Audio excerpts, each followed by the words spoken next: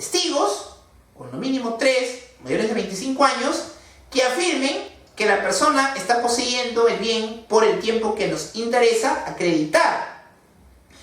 Tenemos documentales, tenemos testimoniales documentales. ¿Qué más podríamos solicitar? Una inspección judicial para que el juez pueda ver in situ que la persona que ha realizado la inspección, mejor dicho, para que verifique que la persona que ha reconvenido es la que efectivamente se encuentra poseyendo el bien.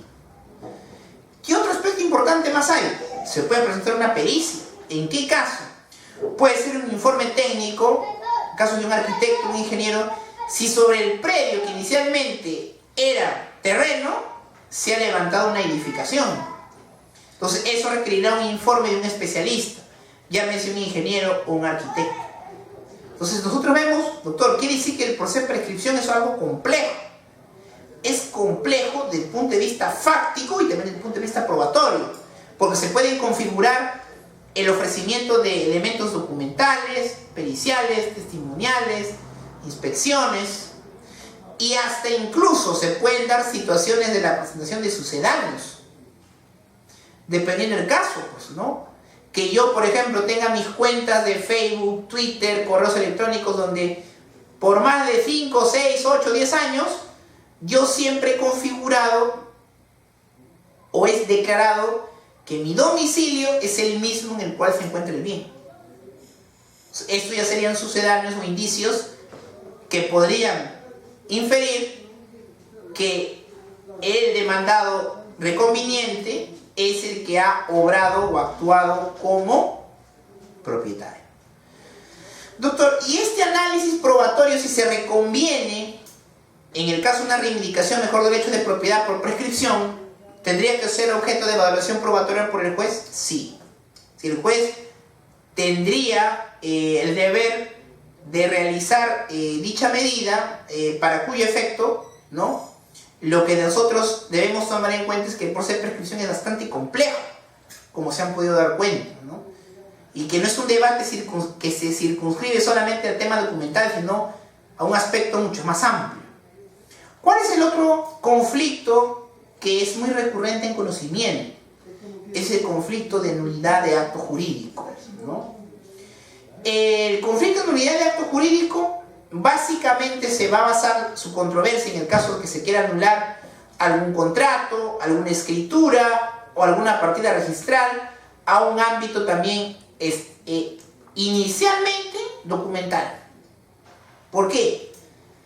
Porque nosotros recordemos que en relación a los requisitos o elementos del acto jurídico, ¿no?, tenemos el agente, tenemos el objeto, tenemos el fin y tenemos la forma. Por ejemplo, si quisiera yo plasmar el hecho de un contrato realizado de manera nula por un fin ilícito, obviamente que quizás no tenga un documento que diga que el demandado o el demandante, mejor dicho, que los demandados han actuado de manera ilícita o que han tenido una voluntad ilícita en la celebración del acto. Pero quizás sí cuente con indicios, quizás sí cuente con sucedáneos que me pueden a mí inferir que el demandado sí ha tenido un fin ilícito al momento de celebrar el contrato. Ahora, en lo que se refiere, por ejemplo, a la gente capaz, si yo quiero demostrar que la parte demandada no tenía la capacidad jurídica o de ejercicio para realizar el acto, yo tendría que presentar como medio probatorio necesario y pertinente una pericia. Entonces, ¿qué nos quiere decir con eso? Que dependiendo la causal que se invoque para efectos de una nulidad, obviamente determinará la naturaleza del medio probatorio a presentar.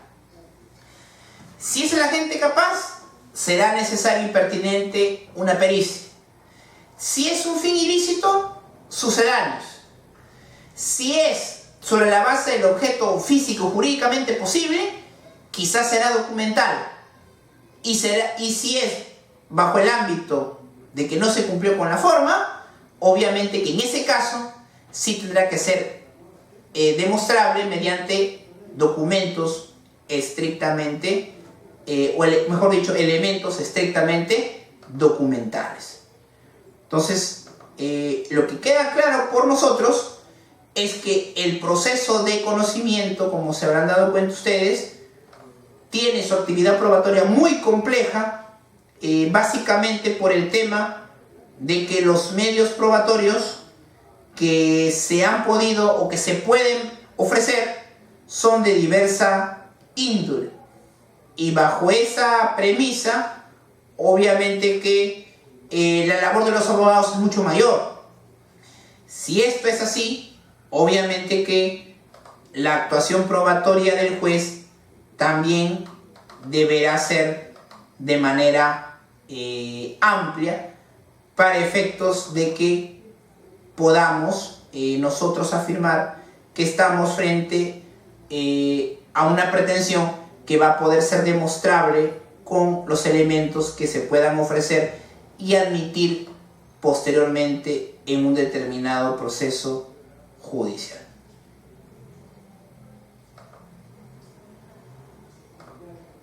Bien, segundo proceso, mejor dicho, segunda vía procedimental a analizar, la vía abreviada. La vía abreviada, y hemos adelantado un poco este tema, tiene como principal proceso, digámoslo así, controversial, lo que es el proceso de prescripción.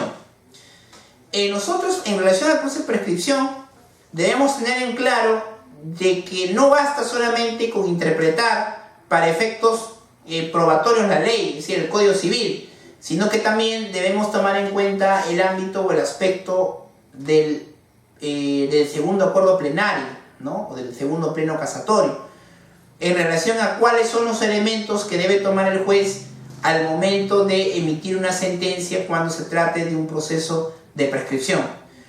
Bajo esa premisa, lo que queda claro de parte de nosotros es que cuando hablamos del proceso de prescripción,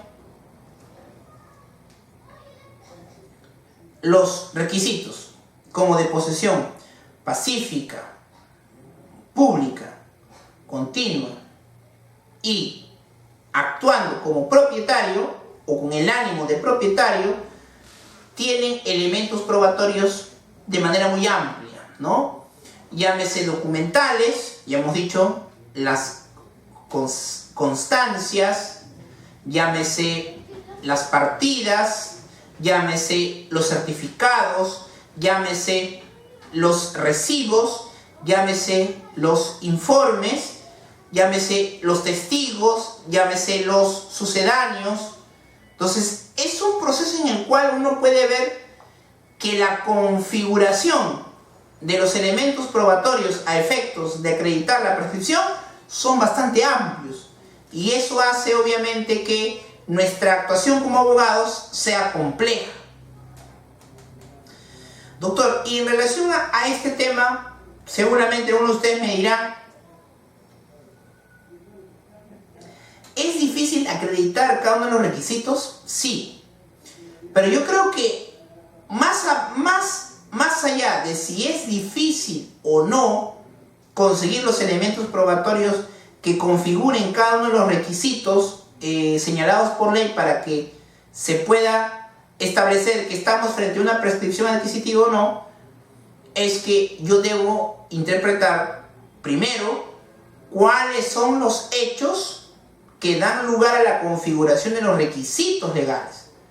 Porque si a partir del estudio de los hechos yo aprecio que esta persona no ha venido ejerciendo la posesión de manera pacífica, continua o pública, o que reconoce en otra persona la propiedad del bien, obviamente que yo podría afirmar categóricamente de que no podría o sería innecesaria la búsqueda de elementos probatorios cuando yo tengo claro de que a partir de los hechos está demostrado que no se cumple con los requisitos legales para efectos del ofrecimiento de medios probatorios que acrediten los mismos.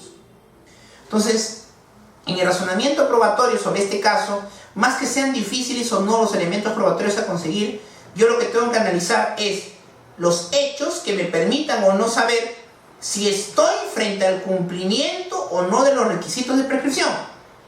Si estos requisitos no son acreditables, obviamente que yo llegaré a la conclusión de que no será ya necesario hablar de la consecución de elementos probatorios cuando no se cuentan con los hechos que me van a permitir con determinados elementos representar estos hechos que son en sí los requisitos para una demanda de prescripción.